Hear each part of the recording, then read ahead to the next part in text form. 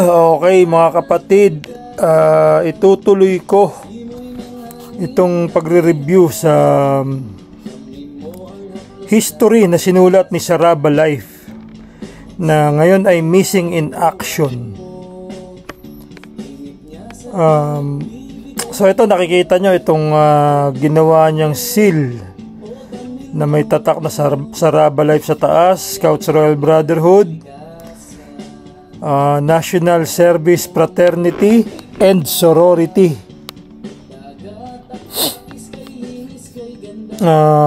Saglit.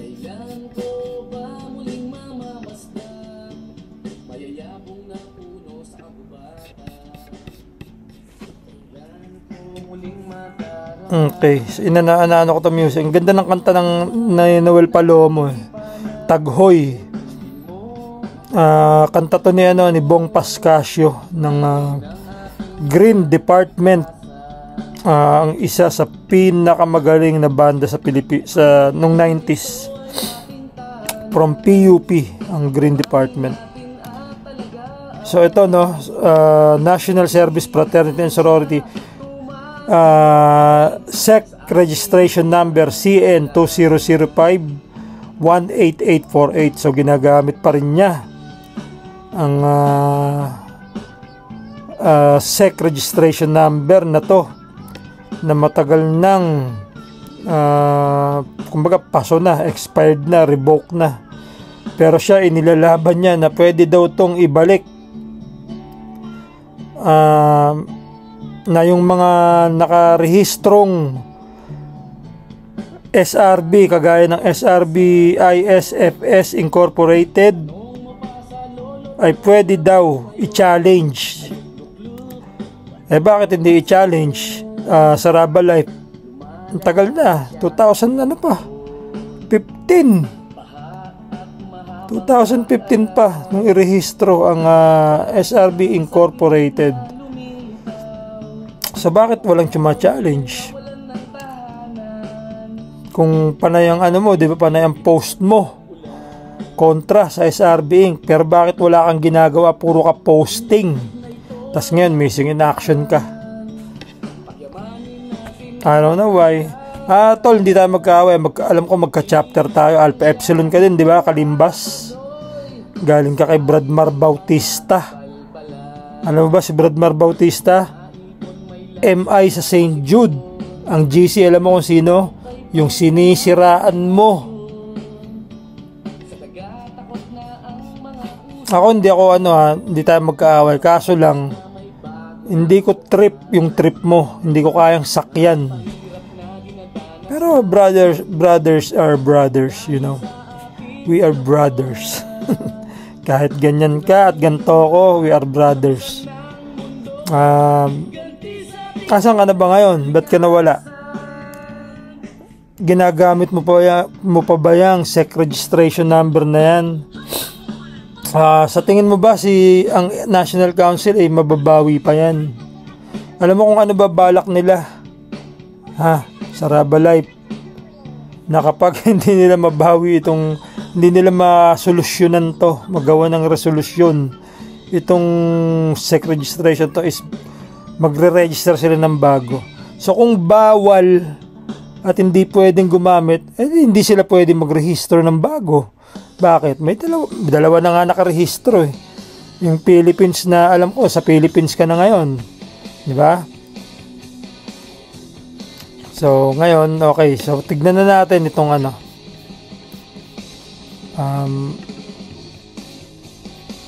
tignan natin ang history na sinulat ng ating kapatid na si Saraba Life. Kasi ako, ang kinaiinis ko dito kay Saraba Life is ang tindi manira, tapos ngayon nawala. Di ba? Asan ka na ngayon, kapatid? Kumbaga sa kanta ng Nazareth, where are you now? Ano ba yung kantang yun? Saraba Life.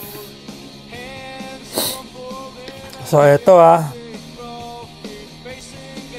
Umpisa tayo dito sa in 1977. The SRB, kasi naumpisahan ko na dito na tayo, tutuloy na natin. So kumbaga nagawan na ng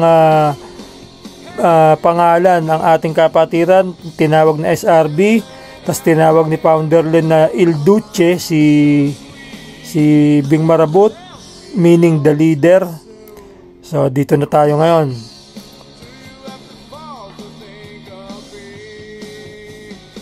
Tapos yung seal parang na-advance yung paggawa ng seal ni Bobby Vett na banggit dun sa kabila. So ito na tayo, 1977. The SRB National Council was organized and Bro Oscar Carrie Lasso was declared as the national advisor. So I never knew na 1977 lang naging national advisor si Brad Carrie Lasso. Oscar Lasso was declared, di ba? So 1977. So noong 1975, hindi pa pala siya national advisor noon. According to this kwento ni Saraba Life. How's life, Saraba Life?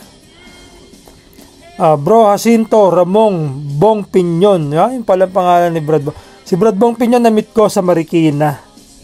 Patay yung kanyang asawa. Si Sis Lisel ba yun? Siya nagpipicture nun, si Sis Lisel. Isa yan sa mga unang service na na-attendan ko. I believe that was December ng 2010. December ba yun? Parang ganon. O baka 2011 na. Baka mga January na siguro. Ako kasi kilala ko na si Tesuka nun. Si Tesuka nun, aga ko sa Marikina nun. Kasi ako talaga, pag a-attend ako sa service, maaga ako lagi. Pero at least nakapag-ikot pa ako sa Marikina. Alam nyo, dati dyan, taga dyan ang mga lolo ko. Ang lolo't lola ko sa Marikina, sa Malanday. Hindi ko na inabot. Pero yung kuya't ate ko yan, naliligo sa ilog yan. Okay, so ang pangalan pala ni Brad Bong Pinyon is Jacinto Ramon. Ganda ng pangalan niya, no? Jacinto Ramon. As the first national president. Alright. So, 1977 tayo nagkaroon ng National Council. And Bro Oris Ganiban as the first national vice president. Bro Vicente Bing Marabut as the chairman of the board. And later on, Bro Papay Del Moral, 1977. Became the area coordinator. Tsaka, alam ko mga batch 79 to Sila Brad Papa, bakit napunta sa 1977 na timeline, kumbaga? Tama ba?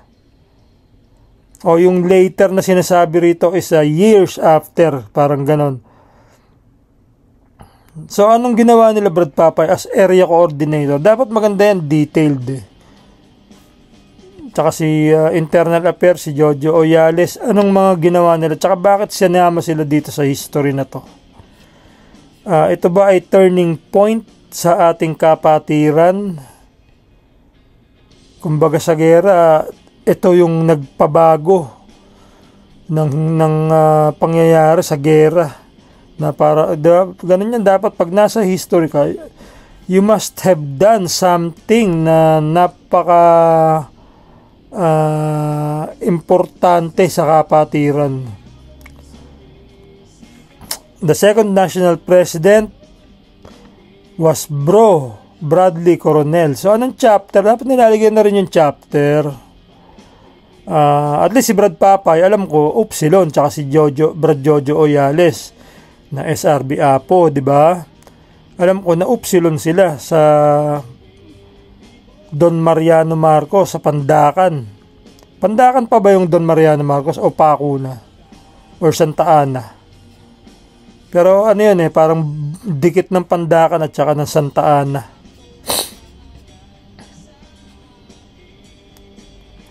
Okay, so 1978. So si Bradley Coronel siguro Alpha Delta to. Second National Advisor, meaning anong year to?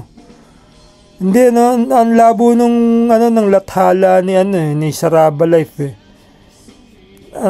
Yung mga kwento niya parang wala sa ayos. Tapos sumunod 1978, Il Duce Bro Vicente Bing Marabut became an apo in Pi Chapter University of Santo Tomas together with Bro Dominic Tan. So 1978. Alam nyo ang mas importante dyan, although respeto kay Brad Dominic at saka kay Brad Bing Marabut, ang mas importante rito, alam nyo yung Saraba Boys na yung unang tatlo, sila Rayfield Art, Brad Matthew Docena, at saka yung isa basta tatlo sila, Saraba Boys. Ulysses Meris yata, kung tama ako, na sila yung unang SRB apo, pinakaunang tatlo na tinawag na Saraba Boys Batch ng apo. Kaya yung salitang Saraba na kinaayawan ng iba dyan, it's Saraba has been used 1976 yata sila Brad Macho nag-SRB. Nag-apo. Si Brad Rayfield Art, kilala natin siya, chartered member number 3. Si Ulysses Meris, nakalimutan ko na kung anong number. Si Brad Matthew naman is first batch kasama ni Brad Dominic. Yun ang importante, na pinakauna sila. Yun ang history, di ba? Okay, so 1983 from 78 nag-jump sa 83. Il Duce Bro Vicente Bing Marabut and Bro Papay Del Moral designed the first SRB national ID and the seal with 12 branches, reindeer horn, and a sword. So yun ang so 1983 pala yun, yung design na yun na ginagamit namin nung 1990s. Yun ang design na alam namin, yung merong sungay.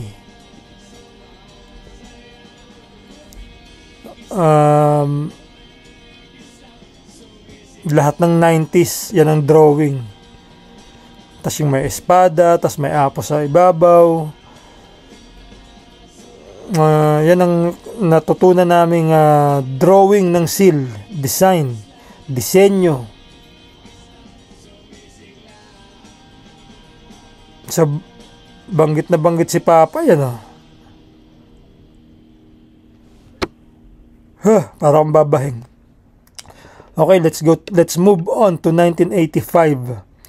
SRB grew rapidly because of the establishment of community chapters as the extension of school-based chapters. So, 1985, establishment of community chapters, 1985, are you sure? Saraba Life, saan ka kumukuha ng impormasyon, kapatid? Oh my goodness. In 1976 pa lang may community na. Baka nga 1975, wala pa naman akong kilalang batch 75 na community. Pero 1976 sila Mami Dana. Si Mami Dana Lanot na batch 76 ng Alpha community. Alam niyo ba yung Lafayette? Sila sis yung nasa Japan. Nasa Japan ngayon si sis magkakilala kami ni sis, kaso alam niyo yung isip ko is makakalimutan ako. Pero kung maririnig niya to, alam niya na siya yung sinasabi ko.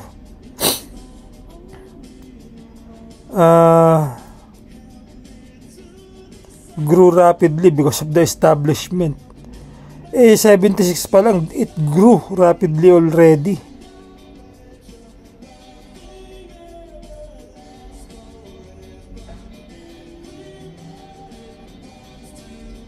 Saan pa may mga community matatagal na?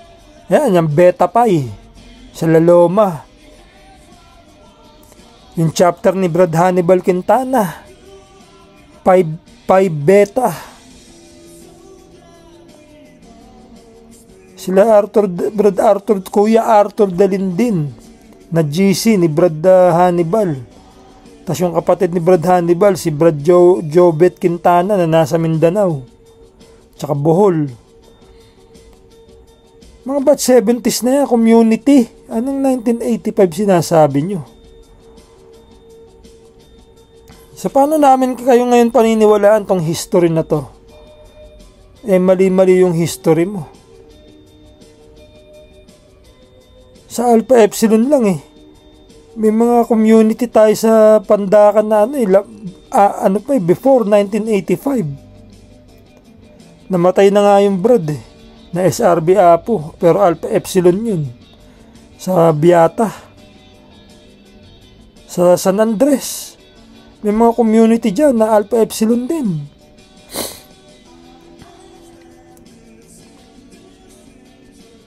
Sa Pi Alpha, sa Lagro. Sila Brad Ed Paredes. 70s yan, si Brad Ed Paredes, 77 if I'm not mistaken. Or 78, ganun, si Brad Ed Paredes. So 1985 grew rapidly because of the establishment. No, mali yan, kailangan burahin mo yan. Palitan mo yan ng 1976 at include mo kung sino yung mga unang community. Sila si Dana, Lafayette chapter. Kasi ang mahirap kapag hindi ka ganong naglalalabas sa kapatiran. Okay, let's move to 1986 and 1987. The SRB National Advisor Bro Oscar Carilaso became the APO National President 1986 to 87. Bali 1 year lang 1986 and then 87. 1 year lang ba sa APO? Kala ko 2 years sa kanila. O baka nagbago na as time passes by. Giving him the opportunity to introduce the SRB in APO on the national level. Bro Earl Herbert, the National President of APO USA, and Bro Librado Oreta, the APO Philippines 1950 organizer, were both present on that day. Bro Oscar Carilaso gave an office to SRB near the office of APO in E. Rodriguez Avenue, Quezon City, and continue guiding the leadership of SRB. Ano bang natin dito? Si Librado Oreta, siya yung nagdala ng APO sa Pilipinas. So, ibig sabihin, in attendance yung National President ng APO USA. Si Earl Herbert, the National President of USA, yun, tsaka yung organizer ng APO Philippines. Okay, so, alright. So, in-introduce, tapos, they continue guiding the leadership of SRB. 1989 to 1991, Bro Bing Vicente Marabut became the national president. And Bro Papay Del Moral again. Bro Papay was the national vice president. So, si Bro Papay, marami siyang naging posisyon. Dito lang ako, lito sa 1977. And later on, Bro Papay became the area coordinator. Alam ko, ba't 79 si Papay So, medyo malabo yun. Okay, ito, National Vice President si Papay. National President si Brad Bing, 1989. Ang tagal, Ang tagal bago siya naging National President. So, walang nabanggit dito tungkol sa SRB Forever. Yung mga humiwalay sa APO, yung, kumbaga, ayaw sa APO.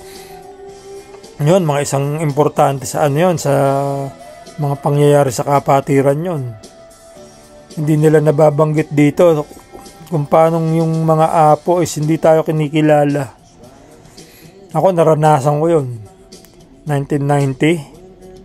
Panahon namin, mga apo, hindi kami kinakamayan. Pero ang ano namin, ang advisor namin is apo ng Iris. Yun talaga kumakamay sa amin. Tsaka kumakamay yun sa mga taga-Iris. Kilala ng mga SRB yun, si Arnold Gianan. Ang dalawang kapatid nun, Taugama.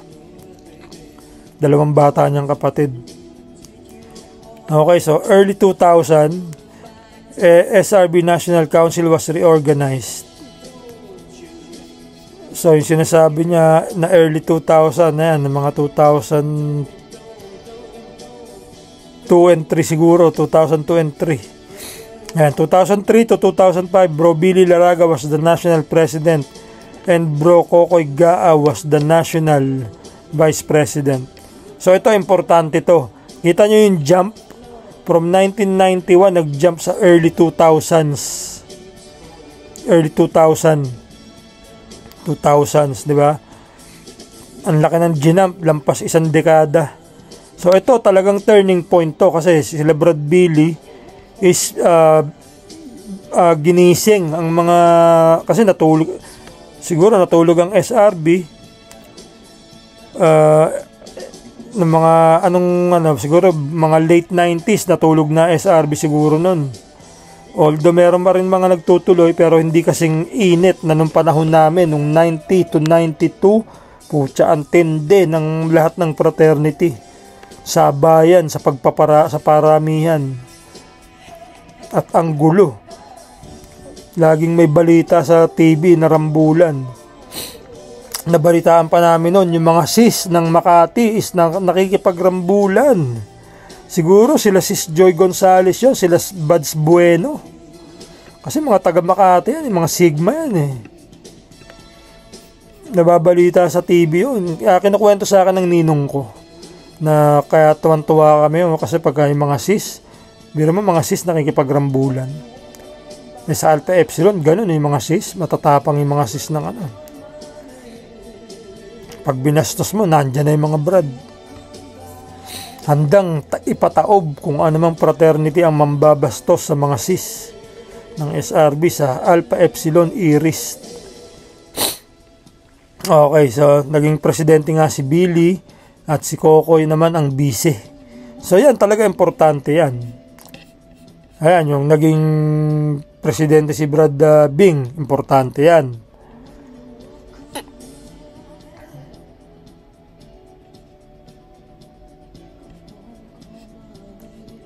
Pero so merong mga information dito na false information, yung mali. Mali ang sa timeline na 1985 ang community ay ang establishment. Nope. Okay, January 2005, the sitting officers of the National Council standardized the name of SRB as Cultural Brotherhood, National Service Fraternity and Sorority. Noon pa ba National Service Fraternity and Sorority talaga ang inano nila? Bakit hindi mo nilagay yung incorporated Saraba Life? Incorporated kapag nakarehistro sa SEC. Teka, sisilipin ko lang yung ano. Kasi dito ko muna tatapusin. Ito yung part 2 eh. Ayoko kasing buuin. Gusto ko yung putol-putol.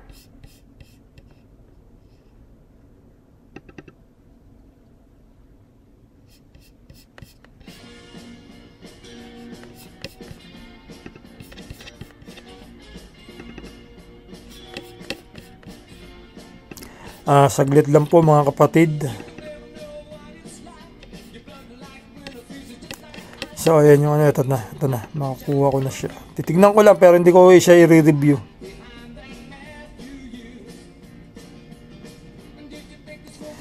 So 2005 daw. Okay, so doon ko na tatapusin. Ito ano ko to for another review, part 3. So anong final thoughts ko?